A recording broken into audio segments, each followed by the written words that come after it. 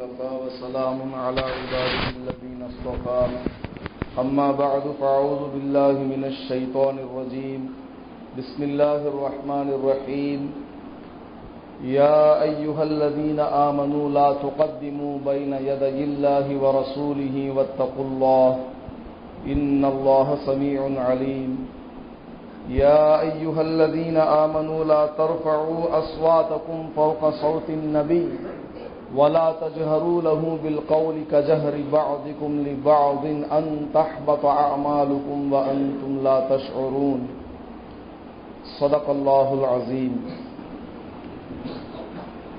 معزز سامعین کرام، میں نے جو آیت کریمہ تلاوت کی ہے یہ سورہ حجرات کی آیات ہیں. قرآن کریم انسان کو ہر اس چیز کی تعلیم دیتا ہے جس کی انسان کو ضرورت ہے، جس سے انسان سیدھے راستے پہ چلے، جنت والے اعمال کرے اور برے راستوں سے رکے اور جہنم سے بچ جائے. قرآن کریم میں اخلاقیات کے تعلق سے بے شمار آیات موجود ہیں. اسلام نے اور قرآن نے انسان کو انسانیت کے بارے میں اتنی تعلیم دی ہے کہ اسلام کے علاوہ جتنے بھی باطل مذاہب ہیں ان میں سے کسی نے بھی ایسی تعلیم نہیں دی.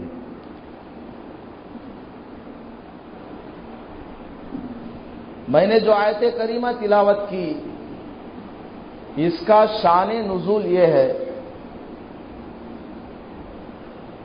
اس آیت میں اللہ تبارک و تعالی نے ایمان والوں سے فرمایا یا ایھا الذین آمنو، اے ایمان والو، لا تقدموا بین یدی اللہ ورسولہ، اللہ اور اس کے رسول سے پیش قدمی نہ کرو. ان اللہ سمیع علیم، اللہ تبارک و تعالی تمہاری باتوں کو سن رہا ہے اور تمہارے کاموں کو جانتا ہے. ایک مرتبہ کا واقعہ ہے، قبیلہ بنو تمیم کے کچھ افراد، کچھ لوگ آپ صلی اللہ علیہ وسلم کی خدمت میں حاضر ہوئے. حاضر ہو کر ایک درخواست پیش کی کہ یا رسول اللہ، آپ ہماری جماعت میں کسی ایک آدمی کو حاکم مقرر کر دیں تاکہ وہ ہمارے درمیان اگر کوئی مسئلہ پیش آئے تو اس کا حل کر دیا کرے. کوئی بڑا سردار آپ مقرر فرما دیں. یہ درخواست حضور کے سامنے انہوں نے رکھی. مجلس میں حضرت ابو بکر رضی اللہ تعالی عنہ موجود تھے اور حضرت عمر رضی اللہ تعالی عنہ بھی موجود تھے. حضرت ابو بکر رضی اللہ تعالی عنہ کہنے لگے حضرت عمر سے اور چند ساتھیوں سے کہ اس قبیلہ بنو تمیم کا سردار قعقاع بن معبد کو بنا دیا جائے تو اچھا رہے گا. ایک آدمی کا نام لیا. حضرت عمر رضی اللہ عنہ کہنے لگے نہ، ابن حابس کو بنا دیا جائے تو وہ اچھا رہے گا. ادھر سے انہوں نے ایک بات کہی، ادھر سے انہوں نے ایک بات کہی. اس طرح بات بڑھتے بڑھتے مسجد کے اندر اس محفل میں کچھ آوازیں بلند ہو گئی. آوازیں کچھ بلند ہونے لگی، جھگڑا اڑا نہیں، بس آواز تھوڑا بلند آواز سے بولنے لگ گئے تھے۔ حضرت ابو بکر رضی اللہ عنہ ان کی تعریف کرنے لگے کہ ان کو بنا دیا جائے، حضرت عمر رضی اللہ عنہ کہنے لگے نہیں ان کو بنا دیا جائے، اس میں تھوڑی سی آوازیں بلند ہو گئی۔ تو اللہ تبارک و تعالیٰ نے دیکھا میرے پیغمبر کے سامنے لوگ بلند آواز سے بول رہے ہیں، میرے پیغمبر کے سامنے لوگ بلند آواز سے بول رہے ہیں، اللہ کو برداشت نہیں ہوا۔ اللہ تعالیٰ کو اس ساری کائنات میں اگر کسی سے محبت ہے تو اپنے پیارے حبیب صلی اللہ علیہ وسلم سے۔ حدیث قدسی میں آتا ہے لولاک لما خلقت الافلاک، اللہ پاک حضور علیہ الصلاۃ والسلام کو مخاطب کر کے ارشاد فرماتے ہیں اے محمد صلی اللہ علیہ وسلم لولاک، اگر آپ نہ ہوتے لما خلقت الافلاک تو میں زمین و آسمان کو ہرگز پیدا نہ کرتا۔ ساری کائنات کا وجود حضور صلی اللہ علیہ وسلم کی وجہ سے، اتنے وہ اللہ کے مقرب ہیں، اللہ کے پیغمبر ہیں۔ تو اللہ نے کہا فوراً آیت نازل فرمائی، فوراً یا ایھا الذین آمنوا، اے ایمان والو لا تقدموا بین یدی اللہ ورسولہ۔ ان لوگوں نے آ کر حضور سے پوچھا ہے یا رسول اللہ ہمارے درمیان آپ کسی کو حاکم مقرر کر دیں، بڑا مقرر کر دیں۔ تو حضور صلی اللہ علیہ وسلم کے بولنے سے پہلے تم کو کس نے بولنے کے لیے کہا؟ حالانکہ بولنے والے کون ہیں؟ کیا کوئی غیر مسلم بول رہا تھا یا کوئی ادنا درجہ کا صحابی بول رہا تھا؟ نہیں، وہ صحابہ بول رہے تھے جو زندگی میں حضور صلی اللہ علیہ وسلم کے ساتھ رہے، جنگ میں، سفر میں، حضر میں، رات دن ہر جگہ حضور صلی اللہ علیہ وسلم کا ساتھ دیا کرتے تھے، حتیٰ کہ مرنے کے بعد بھی آج بھی حضور کے برابر میں سوئے ہوئے۔ اتنے بڑے بڑے صحابہ حضرت ابو بکر اور حضرت عمر، ان دونوں کے بارے میں اللہ نے آیت نازل فرمائی۔ ان قبیلے والوں نے آ کر حضور سے پوچھا، تم سے تھوڑے پوچھا تھا۔ حضور کے ارشاد فرمانے سے پہلے تم کو کس نے کہا کہ حضور کے سامنے کچھ لب کشائی کرے؟ تم نے کیسے کہہ دیا کہ فلاں کو بنا دیا جائے، فلاں کو بنا دیا جائے؟ لا تقدموا، حضور سے پہلے پیش قدمی نہ کرو۔ حضور نے کچھ کہا نہیں؟ یا تم سے پوچھا اے ابو بکر کس کو بنا دیا جائے، تمہاری کیا رائے ہے؟ یا حضرت عمر سے پوچھا کہ اے عمر بتاؤ کس کو بنایا جائے؟ نہ، حضور نے نہ تو حضرت ابو بکر سے پوچھا نہ حضرت عمر سے پوچھا، پہلے ہی کہنے لگ گئے۔ انہوں نے کوئی حضور کے شان میں گستاخی کرنے کے لیے انہوں نے نہیں کہا تھا۔ حضرت ابو بکر انہوں نے اس نیت سے کبھی نہیں کہا، اور نہ حضرت عمر نے حضور کے گستاخی کرنے کے ارادے سے کہا، نہیں، بلکہ اپنے دل میں ایک بات آئی انہوں نے کہہ دیا۔ تو اللہ تعالیٰ کو یہ بات ناپسند معلوم ہوئی کہ حضور کے سامنے، حضور کے بولنے سے پہلے کسی دوسرے کو کسی مسئلے میں دخل دینا، بولنا، یہ ڈس اوبیڈینس ہے، بے ادبی ہے۔ حضور کا مقام کیا، مرتبہ کیا، پیغمبر ساری کائنات میں افضل ہوتا ہے، پیغمبر کے سامنے ساری امت کچھ نہیں۔ بہرحال اللہ تعالیٰ نے یہ آیت نازل فرمائی۔ مفسرین کرام فرماتے ہیں، تفسیر لکھنے والے علماء اعظام فرماتے ہیں کہ اس آیت میں اللہ تبارک و تعالیٰ نے پیغمبر کے سامنے بولنے سے منع فرمایا ہے۔ پیغمبر سے کوئی بات پوچھی گئی تو ان کی اجازت سے پہلے ہمیں کچھ نہیں بولنا، ان کی اجازت سے پہلے ہمیں فیصلہ نہیں کرنا ہے، یا پھر ان کے کہنے کا انتظار کرنا ہے کہ وہ خود کہیں۔ لا تقدموا فرمایا گیا ہے، پیش قدمی نہ کرو، نہ تو بولنے میں پیش قدمی کرنا ہے، اور چلنے پھرنے میں بھی نہیں۔ اگر سامنے پیغمبر چل رہے ہیں تو پیچھے صحابہ کو ہونا چاہیے۔ ایسا نہیں کہ صحابہ آگے ہو اور پیغمبر پیچھے ہو، یہ بھی بے ادبی ہے۔ پیغمبر کو سامنے ہونا چاہیے اور صحابہ کو پیچھے۔ ہاں ضرورت کے وقت آگے پیچھے ہو سکتے ہیں، مثلا جہاد میں جا رہے ہیں، حضور صلی اللہ علیہ وسلم نے بعض صحابہ کو اپنے سے پہلے سامنے رکھا کہ تم سامنے سامنے چلا کرو، یہ تو ضرورت کے موقع پر وہ الگ بات ہے، لیکن عام حالات میں پیغمبر کے سامنے صحابی کو چلنے سے منع کیا گیا، لا تقدموا فرمایا گیا، پہلے بولنے سے بھی منع کیا اور پیغمبر سے آگے چلنے سے بھی منع کیا، پیچھے چلنے کے بارے میں فرمایا۔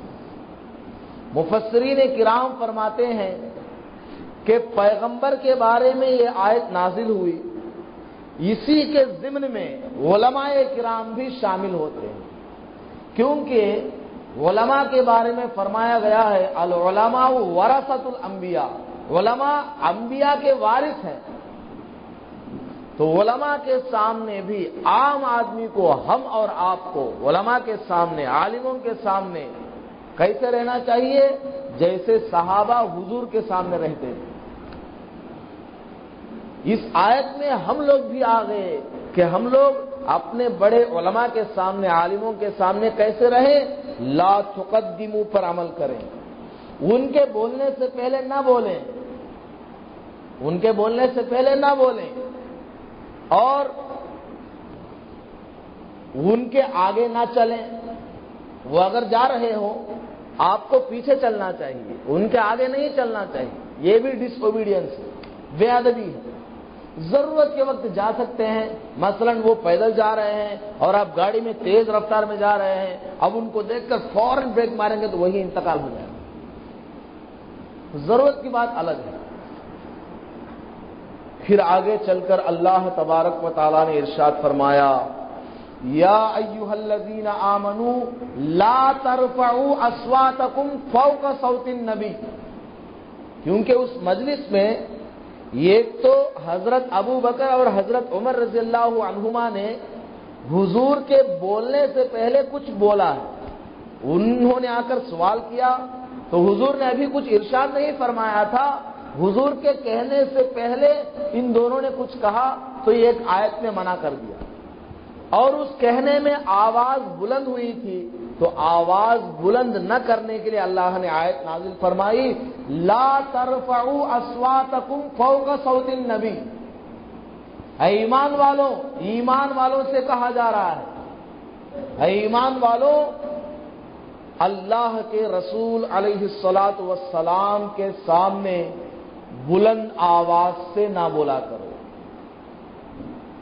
اور بلند آواز سے کب نہیں بولنا ہے؟ حضور صلی اللہ علیہ وسلم مجلس میں تشریف فرما ہے، چند صحابہ آپس میں بات کر رہے ہیں، جیسے ہم پر حضرت عمر اور حضرت ابو بکر آپس میں بات کر رہے تھے، تو فرمایا گیا لا ترفعوا اصواتکم فوق صوت النبی، حضور کے سامنے اپنی آوازوں کو بلند نہ کیا کرو، یعنی دو آدمی اگر آپس میں بات چیت کر رہے ہیں حضور کی مجلس میں تو وہ دو آدمی حضور کے سامنے بلند آواز سے نہ بولیں، کانا پھوسی کریں، بالکل آہستہ آہستہ بات چیت کیا کریں۔ ایک تو یہ بات، دوسری بات کیا ہے؟ اگر حضور سے بات کرنی ہو، اگر حضور صلی اللہ علیہ وسلم سے بات کرنی ہو تو کیا کرنا ہے؟ حضور کی آواز سے بلند یا حضور کی آواز کے برابر اپنی آواز کو نہیں بنانا، ہماری آواز حضور کی آواز سے کم، برابر بھی نہیں ہونی چاہیے۔ تو صحابہ کو اللہ تعالیٰ نے اس آیت میں، کیونکہ اس آیت کے مخاطبین صحابہ کرام ہیں، کیونکہ حضور کے سامنے یہ بات پیش آئی تھی تو فرمایا اے ایمان والو، رسول کے سامنے، اللہ کے پیغمبر کے سامنے اپنی آواز کو بلند نہ کیا کرو، نہ تو آپس میں بات کرتے وقت، نہ حضور صلی اللہ علیہ وسلم سے بات کرتے وقت، بلکہ حضور کی آواز سے کم آواز آپ کی ہونی چاہیے۔ جب یہ آیت نازل ہوئی حضرت ابو بکر رضی اللہ تعالیٰ عنہ کے سامنے اور حضرت عمر رضی اللہ تعالیٰ عنہ کے سامنے ان آیات کو آپ صلی اللہ علیہ وسلم نے پڑھ کر سنایا تو حضرت ابو بکر رضی اللہ تعالیٰ عنہ کہنے لگے یا رسول اللہ آج کے بعد میں موت تک آخری سانس تک بہت آہستہ بولا کروں گا، اس طرح بولا کروں گا جیسے کہ کوئی کان میں بات کرتا ہو، بہت آہستہ میں آپ کے سامنے بولا کروں۔ حضرت ابو بکر فرما رہے ہیں، حضرت ابو بکر رضی اللہ تعالیٰ عنہ نے یہ فرمایا، حالانکہ حضرت ابو بکر کون ہیں؟ حضور صلی اللہ علیہ وسلم کے بچپن کے دوست ہیں، حضور صلی اللہ علیہ وسلم کے بچپن کے دوست ہیں۔ وہ فرما رہے ہیں ذرا برابر دل کے اندر کوئی تکبر نہیں، انہیں میرا دوست ہی ہے، اس کو آج کیسا مرتبہ مل گیا ہے، اللہ تعالیٰ منع کر رہا ہے کہ ان کے سامنے بلند آواز سے نہ بولو، یہ اس میں کیا کمال ہے؟ کچھ دل کے اندر کوئی بات ان کے نہیں آئی، فوراً انہوں نے کہا اے اللہ کے رسول آج سے میں آپ کے سامنے بہت آہستہ بولا کروں گا۔ بچپن کے دوست ہیں، 16 سال کی عمر سے حضور صلی اللہ علیہ وسلم کے ساتھ رہے، 40 سال کے بعد حضور نبی بنے، پیغمبر ان کو بنایا گیا۔ کتنا لمبا عرصہ، 24 سال حضور صلی اللہ علیہ وسلم کے ساتھ دوستی رہی، 24 سال کی دوستی رہی، اس کے باوجود بھی اپنے دوست کے سامنے اپنے آپ کو دبانا پسند کیا، صرف اس وجہ سے کہ وہ آپ پیغمبر ہیں، اللہ کا حکم ہے۔ آج کل ہم کیا کرتے ہیں، اگر کسی کو کوئی بڑا مرتبہ مل گیا، ہمارا دوست ہے، انہیں ہمارا دوست ہے، ہمارا کہنے تھا سنیں، ہمارا کہنے نوکر تھا سنیں، اس طرح کی بات نہیں کرنی چاہیے۔ اس کا مقام کیا ہے، اس کو سامنے رکھنا چاہیے، بھلائی کو سامنے رکھنا چاہیے، برائی کو چھپا کے رکھنا چاہیے۔ تو حضرت ابو بکر رضی اللہ تعالیٰ عنہ نے فرمایا اے اللہ کے رسول آج کے بعد میں آپ سے بالکل آرام سے بولا کروں گا، آپ کے سامنے نہایت ادب اور احترام سے بولا کروں گا۔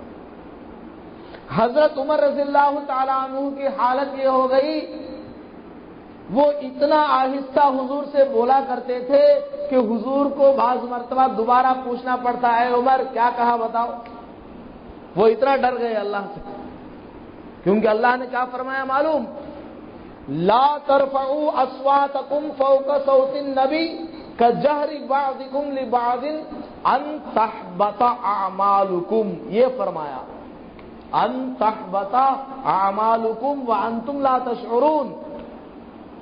اے صحابہ، اے ایمان والوں، اگر تم نے حضور کے سامنے اپنی آواز کو بلند کی تو تمہاری خیر نہیں، اب تک تو جو ہوا ہوا، آئندہ اگر تم نے حضور کے سامنے اپنی آوازوں کو بلند کی، بے ادبی اگر ہوئی، چاہے تم کو بے ادبی کا پتہ ہو یا بے ادبی کا پتہ نہ ہو، ہر صورت میں ان تحبط اعمالکم، خبردار تمہارے اعمال ضائع کر دیے جائیں گے، وانتم لا تشعرون، تم کو شعور بھی نہیں رہے گا، پتہ بھی نہیں چلے گا کہ ہمارے اعمال نامے میں سے ہمارے ثواب اعمال سب کہاں چلے گئے۔ اللہ نے صحابہ کے بارے میں، اتنے بڑے بڑے صحابہ کے بارے میں ارشاد فرمایا کہ حضور کے سامنے بلند آواز سے نہ بولا کرو۔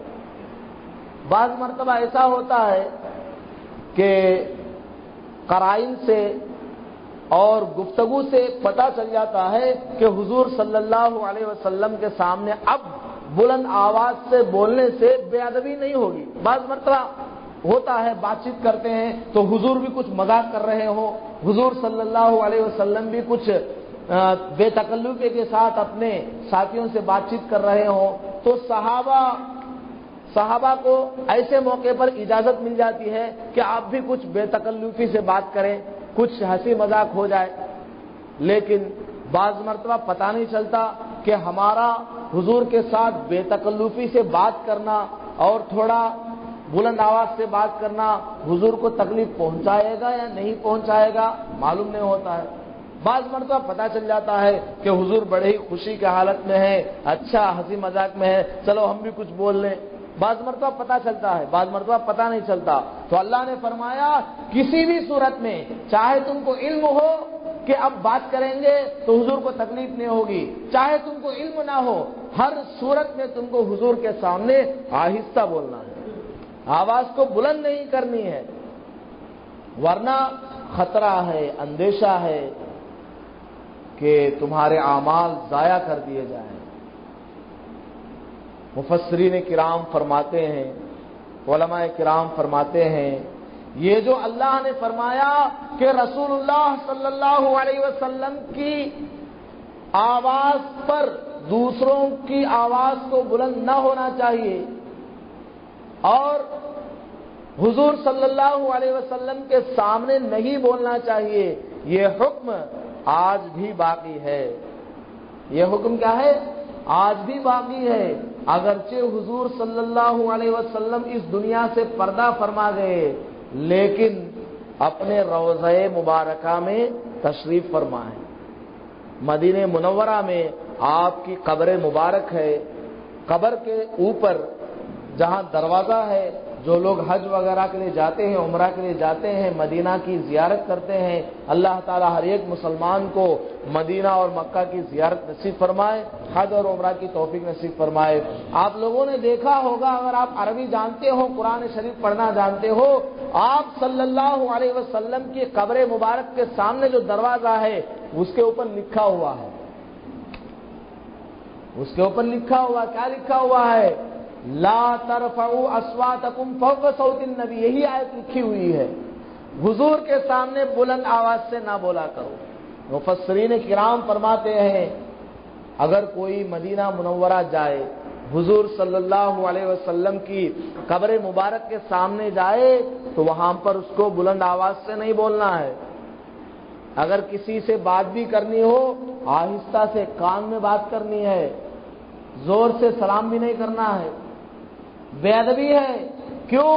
حضور صلی اللہ علیہ وسلم اس ظاہری دنیا سے تو رخصت فرما کے چلے گئے، لیکن انبیاء علیہم الصلاۃ والسلام اپنی قبروں میں آج بھی زندہ ہیں۔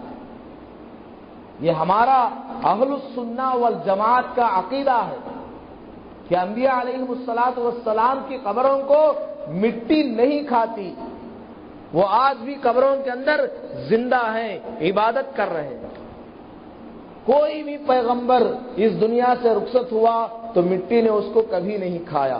اللہ نے زمین کو حرام قرار دیا ہے کہ وہ انبیاء علیہم الصلاۃ والسلام کے اجسام کو، ان کے بدن کو کھائے، ہرگز ہاتھ نہیں لگا سکتے، وہ آج بھی زندہ ہیں۔ اگر کوئی روضے کے سامنے، حضور کے قبر مبارک کے سامنے حاضر ہوتا ہے اور جا کر سلام کرتا ہے تو حضور صلی اللہ علیہ وسلم بذات خود اپنے کان سے سنتے ہیں۔ اگر کوئی یہاں سے حضور کو درود پہنچاتا ہے تو فرشتے لے جا کر پہنچاتے ہیں، لیکن حضور کے روضے کے سامنے اگر کوئی درود پڑے گا حضور خود اپنے کانوں سے سنتے ہیں، حضور وہاں پر زندہ ہیں۔ اسی لیے فرمایا گیا کہ قبر کے سامنے، حضور کے روضے کے سامنے بھی کسی کو بلند آواز سے سلام نہیں کرنا، بلند آواز سے بولنا نہیں۔ مفسرین کرام بہت بڑا وسیع علم وہ رکھتے ہیں، تو انہوں نے آگے چل کر اس آیات کی، ان آیات کی تفصیل میں ارشاد فرمایا کہ دیکھو حضور صلی اللہ علیہ وسلم کی آواز، اس آواز کے سامنے صحابہ کی آواز، ایمان والوں کی آواز کم ہونی چاہیے۔ یہیں سے مفسرین کرام نے فرمایا کہ علماء کے سامنے عام آدمیوں کی حالت بھی یہی ہونی چاہیے، علماء کی آواز کے سامنے عام آدمیوں کی آواز پست ہونی چاہیے۔ اگر ہمارے سامنے کوئی عالم ہو، ہم آپس میں بات چیت کرنا چاہتے ہو تو بالکل آہستہ بات کریں۔ بھائی عالم کی مجلس میں ہم بیٹھے ہوئے ہیں، کسی نیک باعمل متقی پرہیزگار کی مجلس میں ہم بیٹھے ہوئے ہیں، اور اگر ان سے بات کرنی ہو، کسی عالم سے بات کرنی ہو تو مفسرین کرام نے فرمایا اپنی آواز کو ان کی آواز کے برابر بھی نہ کرو، کم کرو، اسی میں ادب ہے۔ یہ بھی ڈس اوبیڈینس ہے، بے ادبی ہے کہ ان کی آواز سے ہماری آواز بڑھ جائے، آرام سے بولنا چاہیے، کم آواز میں بولنا چاہیے، یہ ادب ہے ان کا۔ چنانچہ بخاری شریف میں اپنی طرف سے کوئی بات نہیں کہتا ہوں، واللہ اگر کوئی بھی عالم، کوئی بھی بڑا پڑھا لکھا اپنی طرف سے کوئی بات بنا کر پیش کرے گا لوگوں سے کچھ فائدہ حاصل کرنے کے لیے، مال بٹورنے کے لیے، خدا کی قسم قیامت میں اس کو جواب دینا پڑے گا۔ صحیح بخاری میں ہے، حضرت ابن عباس رضی اللہ تعالی عنہ فرماتے ہیں، حضرت ابن عباس رضی اللہ تعالی عنہ مفسر قرآن ہیں، تفسیر کے اندر اکثر و بیشتر حضرت ابن عباس رضی اللہ تعالی عنہ کی روایت کو لیا جاتا ہے، بہت بڑے قرآن کی تفسیر بیان کرنے والے صحابی تھے۔ انہوں نے فرمایا کہ میں جب کسی صحابی کے پاس، کسی عالم صحابی کے پاس، حالانکہ خود بھی عالم ہیں، حضرت ابن عباس رضی اللہ عنہ بھی خود بھی عالم ہیں، وہ فرماتے ہیں میں جب کسی عالم صحابی کے پاس جاتا ہوں تو ان کو آواز نہیں دیتا ہوں، باہر، گھر سے باہر نہیں بلاتا ہوں۔ اصل میں کیا ہوا، اس آیت کے بعد ایک دوسری آیت نازل ہوئی اسی صورت میں۔ یہ جو لوگ آئے ہوئے تھے قبیلہ بنو تمیم، یہ جو لوگ آئے تھے حضور کے پاس کہ ہماری جماعت میں کسی ایک کو آپ حاکم بنا دیں، سردار مقرر کر دیں، تو ان لوگوں نے کیا کیا تھا، مدینہ میں جب حاضر ہوئے حضور صلی اللہ علیہ وسلم کے گھر چلے گئے۔ یہ بالکل دیہات کے رہنے والے تھے، کھیڑے کے رہنے والے تھے، ان کو مینرز، ریسپیکٹ کا کچھ پتہ ہوتا نہیں تھا، بالکل جنگل قسم کے آدمی تھے، بدو، عجیب لوگ تھے۔ یہ آئے، حضور صلی اللہ علیہ وسلم کا گھر معلوم کیا، کہاں گھر ہے، معلوم ہوا کہ وہاں ہے، تو گھر پہ چلے گئے، دروازے پر گئے اور کہا یا محمد اخرج الینا، اے محمد صلی اللہ علیہ وسلم اخرج الینا، ہمارے لیے آپ باہر نکل جائیں۔ حضور کو جا کے پکار رہے ہیں۔ اللہ نے فرمایا ان الذین ینادونک من وراء الحجرات اکثرهم لا یعقلون، اللہ نے فرمایا بلا شبہ وہ لوگ جو میرے پیغمبر کو گھروں کے باہر سے پکارتے ہیں، اکثرهم لا یعقلون، اکثر ان میں سے بیوقوف ہیں، ان کو عقل ہی نہیں۔ کس کو پکار رہے ہیں؟ پیغمبر کو پکار رہے ہیں، رسول اللہ کو پکار رہے ہیں۔ پکارنا حضور کو اور دروازے سے ان کو باہر نکالنا یہ اچھی بات ہے، ڈس اوبیڈینس ہے، بے ادبی ہے۔ وہ اللہ کے پیغمبر ہیں، ان کا مقام کیا، تمہارا مقام کیا؟ نہ، اللہ نے منع فرمایا کہ یہ لوگ عقل نہیں رکھتے۔ پھر آگے چل کر اللہ نے ارشاد فرمایا وَلَوْ أَنَّهُمْ صَبَرُوا، اگر وہ لوگ صبر کر لیتے دروازے کے پاس، حَتَّى تَخْرُجَ إِلَيْهِمْ، یہاں تک کہ آپ صلی اللہ علیہ وسلم خود ان کے لیے باہر نکل آتے، لَكَانَ خَيْرًا لَهُمْ، تو یہ ان کے لیے زیادہ بہتر ہوتا۔ اللہ نے منع فرمایا کہ پیغمبر کو جا کر تم دروازے کے باہر سے پکارنے سے منع فرمایا، پیغمبر کو اس طرح نہ پکارو، انتظار کر کے کھڑے رہو کہ خود حضور صلی اللہ علیہ وسلم باہر تشریف لائے۔ اس آیت کو جب صحابہ نے سنا، حضرت ابن عباس رضی اللہ تعالیٰ عنہ فرماتے ہیں، صحیح بخاری کا حدیث جو میں بیان کر رہا تھا، وہ فرماتے ہیں اس آیت کو میں نے جب سنا، حضور صلی اللہ علیہ وسلم کے سامنے تو ادب کیا ہی کرتے تھے، حضور کے انتظار میں دروازے پر کھڑے ہوا ہی کرتے تھے، لیکن اگر میں کسی عالم کے پاس، کسی علم والے کے پاس کوئی مسئلہ معلوم کرنے کے لیے اگر جاتا تو میں دروازے پر جا کر ان کو آواز نہیں دیتا تھا۔ اللہ نے منع فرمایا ہے، میں دروازے کے پاس جا کر آواز نہیں دیتا تھا بلکہ انتظار کرتا تھا، اب آ جائیں، اب آ جائیں، اب آ جائیں، انتظار کرتا تھا۔ جب صحابی آ جاتے جب میں اپنی بات کو پیش کرتا. بتائیے صحابی ہیں, اپنے برابر کے ہیں. ابن عباس خود مفسر قرآن ہیں, بہت بڑے صحابی ہیں, وہ اپنی بات بیان کر رہے ہیں. میں کسی صحابی سے مسئلہ معلوم کرنے جاتا تو میں آواز دے کر ان کو نہیں پکارتا بلکہ انتظار کرتا رہتا تھا. آگے فرماتے ہیں گھر کے اندر سے وہ صحابی آئے اور انہوں نے مجھ سے کہا ابن عباس آپ دروازے کے پاس, آپ تو رسول اللہ کے چچا ہیں, چچا زاد بھائی ہیں, آپ تو رسول اللہ کے چچا زاد بھائی ہیں, آپ کا اتنا مقام اور مرتبہ, رشتے کا آپ کا تعلق حضور صلی اللہ علیہ وسلم سے مجھ سے زیادہ قریب کا رشتہ ہے, آپ اتنے بڑے صحابی, آپ ہمارے لیے انتظار کر رہے ہیں. تو حضرت ابن عباس رضی اللہ تعالیٰ عنہ فرماتے ہیں دیکھو یہ ایک عالم اپنے قبیلے میں نبی کے برابر ہوتا ہے. کون کہہ رہے ہیں؟ ابن عباس رضی اللہ تعالیٰ عنہ فرماتے ہیں عالم اپنے قوم کے سامنے ایسا ہی ہے جیسا کہ رسول اللہ امت کے سامنے. اتنا مقام اور مرتبہ ہے علماء کا جن کے سینوں میں قرآن و حدیث کا علم ہے اور عمل ہے. تو مفسرین کرام اسی حدیث کو لے کر بیان فرماتے ہیں کہ علماء کے سامنے بھی ہمیں ایسے ہی ہونا چاہیے. اپنا کوئی بڑا عالم ہو تو اس کے سامنے بھی ہمیں ایسے ہی ادب کا معاملہ کرنا چاہیے. گھر کے پاس جا کر آوازیں دے کر پکارنا یہ بے ادبی ہے, بلکہ انتظار کرنا چاہیے کہ وہ آ جائیں گے گھر سے پھر معلوم کر لیں گے مسئلہ, ہم گھر پہ نہیں جائیں گے یا دروازے پہ کھڑے رہیں گے. یہ ادب کا انتہائی درجے کا تقاضا ہے. یہ قرآن شریف کے اندر تعلیم دی گئی ہے.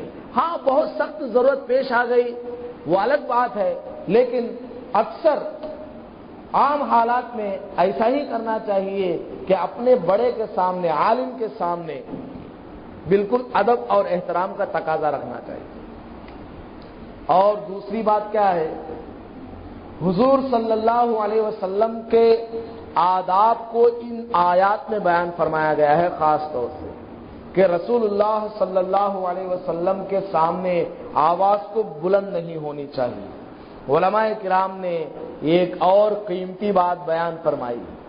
وہ فرماتے ہیں رسول اللہ صلی اللہ علیہ وسلم آج اگرچہ زندہ ہمارے سامنے موجود نہیں ہیں, لیکن جب کبھی ہمارے کانوں میں رسول اللہ صلی اللہ علیہ وسلم کا فرمان پہنچے, آپ کے جو احادیث ہیں, بخاری شریف کی حدیثیں, ترمذی شریف کی حدیثیں, مشکات شریف کی حدیثیں, حضور صلی اللہ علیہ وسلم کی احادیث اگر ہم سن رہے ہوں وہاں پر بھی اپنی آواز کو بلند نہیں کرنی چاہیے, خاموشی کے ساتھ سننا چاہیے. یعنی دین کی بات چل رہی ہو, قرآن کی بات چل رہی ہو, آواز نہیں کرنا, ادھر بیان ہو رہا ادھر دو آدمی بات کر رہے ادھر دو آدمی بات نہیں, بالکل خاموشی کے ساتھ سننا چاہیے, بالکل اطمینان کے ساتھ سننا چاہیے.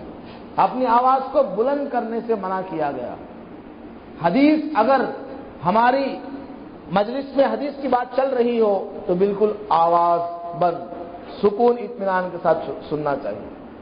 امام مالک رحمت اللہ علیہ حدیث کا بڑا ادب اور احترام کیا کرتے تھے. حدیث کا امام مالک رحمت اللہ علیہ بہت زیادہ ادب کیا کرتے تھے. ایک مرتبہ آپ حدیث پڑھا رہے تھے اپنے طلبہ کو, اسٹوڈنٹس کو حدیث کی تعلیم دے رہے تھے.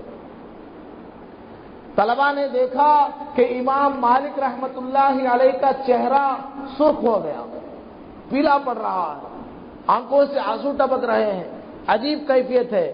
سبق جاری ہے, سبق پڑھا رہے ہیں, لیکن یہ سب آثار نظر آ رہے چہرے میں.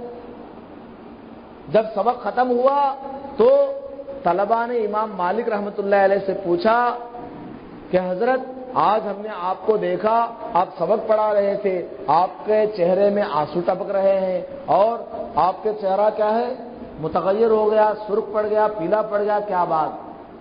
تو وہ اٹھ کے کھڑے ہوئے اور دکھایا کہ دیکھو میں سبق پڑھا رہا تھا اور یہ جو بچھو ہے اس نے مجھے 11 مرتبہ کاٹا.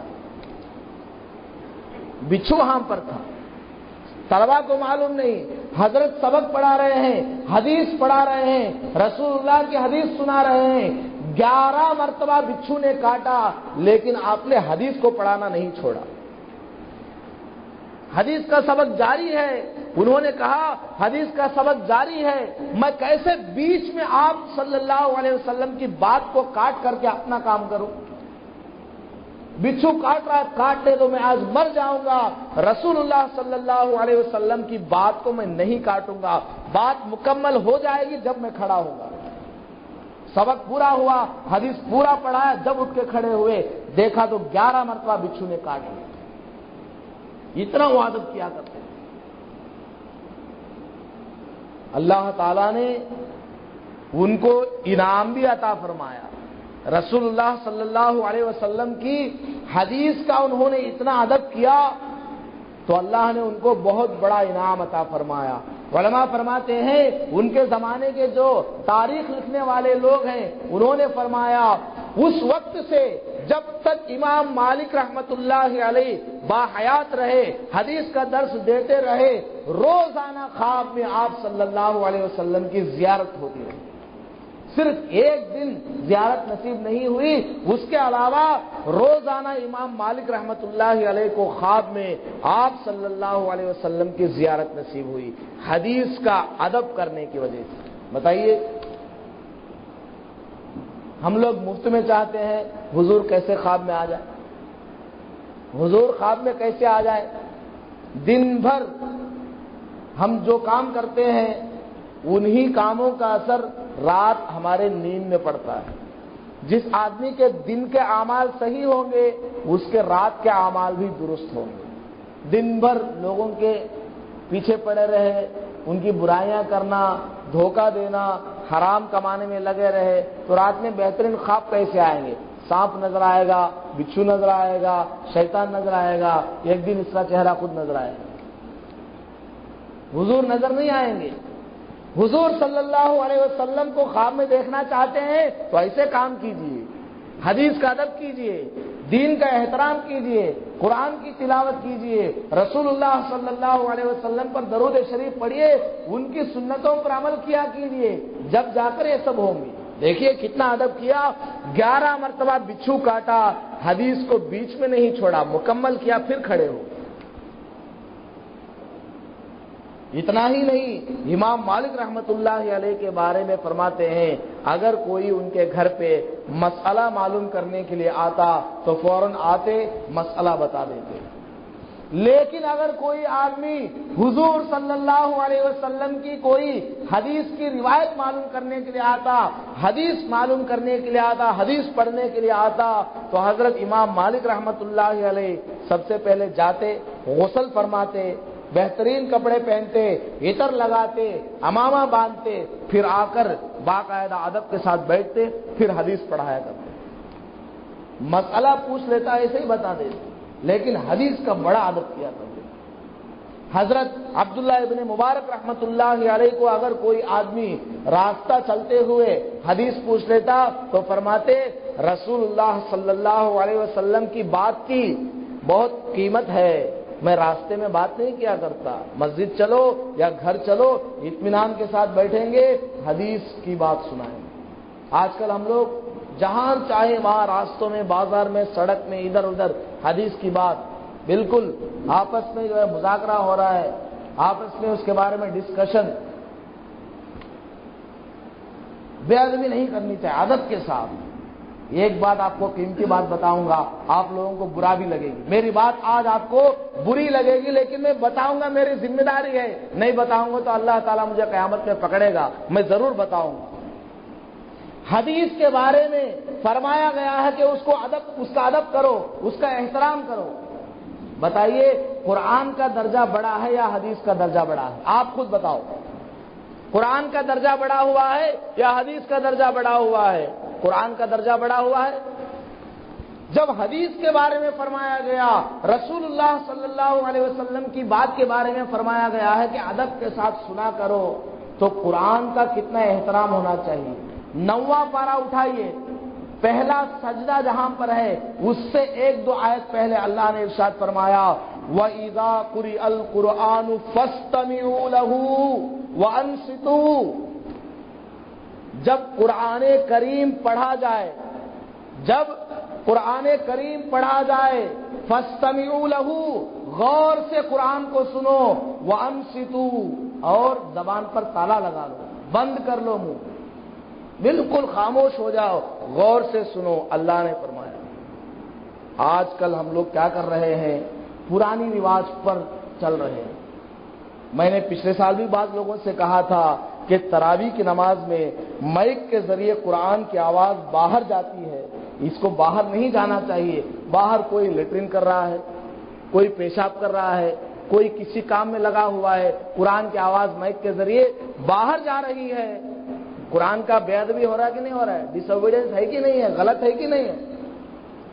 کیا کہا گیا؟ قرآن جب پڑھا جائے فَاسْتَمِعُوا لَهُ، اس کو غور سے سنو، وَأَنصِتُوا، زبان کو بند کر لو، یہ کہا گیا۔ لیکن لوگ سب کاموں میں مصروف ہیں، ان کو تکلیف میں کس نے مبتلا کیا؟ ہم نے ہی تو کیا ہے۔ ہم اگر اس کو بند کرتے آواز کو، تراویح کی نماز میں ہم اگر اس کی آواز کو باہر نہ کھولتے، باہر کے مائک کو بند کر دیتے، صرف اندر اندر رکھتے، تو وہ لوگ قرآن نہیں سن رہے، اس لیے وہ دوسرے کام کر سکتے ہیں۔ لیکن قرآن کی آواز باہر جا رہی ہو اور کوئی مسلمان اس کو نہ سنے، اس کا ادب نہ کرے، تو قرآن کی اس آیت کی وہ مخالفت کر رہا ہے، اس لیے اس کو گناہ ہوگا۔ اور اس نے گناہ کیوں کیا؟ ہماری وجہ سے کیا، ہم نے مائک کو چالو کر کے رکھا باہر۔ اب اگر لوگوں سے کہا جائے، چند آدمیوں سے میں نے درخواست کی کہ حضرت مائک کی آواز باہر نہ رکھیے، تراویح میں اندر رکھیے، تو کیا بولتے ہیں؟ رمضان نہیں سکت نہیں ہے حضرت، باہر تراویح کی آواز اگر نہیں جائے تو بیکاں کیا بولتی؟ کیا رمضان ہے سکت نہیں، کئی کہ 900 بھی مولوی صاحب آ گئے، ایسا بولتے ہی بیکاں۔ رمضان ایسا کہنا، وہ آواز آپ کو باہر جاتی رہنا، انہوں سیریل دیکھ لیں گے، کیا تو بھی کر لیں گے، ان کو تراویح کی نماز پڑھنے کی توفیق نہیں، گھر کے اندر عورتوں کو توفیق نہیں، بس وہ غیروں کی طرح بس چالو کر کے چھوڑ دو، کیسٹ چل رہی ہے۔ بھائی قرآن شریف ہے، اس کا ادب کرنا چاہیے، اس کا احترام کرنا چاہیے۔ میں ذمہ داروں سے درخواست کرتا ہوں کہ آج ہی سے اس پر عمل کیا جائے، مائک کی آواز کو باہر بند کر دیا جائے تراویح کی نماز میں۔ بیان کے لیے ٹھیک ہے، باہر بہت ساری عورتیں بیان سنتی ہیں، ہمارے گھر کے پاس چھوٹے چھوٹے بچے آتے ہیں کہ حضرت ہمارے امی نے بھیجا ہے، آپ نے جو بیان میں جو دعا بتائی ہے ذرا لکھ کے دیجیے۔ تو بیان میں تو فائدہ ہے، بیان میں تو اردو زیادہ ہوتا ہے، اس لیے کوئی حرج نہیں، لیکن تراویح میں تو پورا ہی قرآن پڑھا جاتا ہے، اس کا ادب کرنا چاہیے۔ انشاءاللہ مجھے امید ہے کہ اس پر آپ لوگ سب تائید کریں گے اور اس پر عمل کریں گے۔ اللہ تبارک و تعالی مجھے اور آپ کو اور تمام مسلمانوں کو دین کا احترام کرنے کی توفیق نصیب فرمائے، قرآن کا ادب اور حدیث کا ادب کرنے کی توفیق نصیب فرمائے۔ وآخر دعوانا الحمدللہ رب العالمین۔